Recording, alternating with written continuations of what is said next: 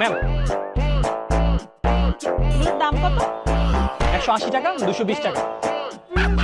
100 আর 300। না না, আপনার 180 টাকা আর 220 টাকা হয়েছে তো। আরে আমি তো আপনাকে বললাম 100 দিব আর 300 দিব।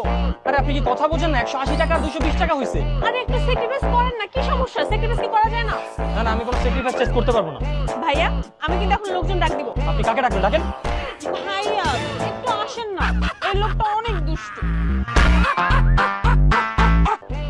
এই কি হয়েছে এখানে? ভাইয়া ওনাকে আমি বললাম যে 180 টাকা আর 220 টাকা হয়েছে। ঠিক আছে ভাই, মেয়ে মানুষ বলছে 200 আর 200 রাখেন।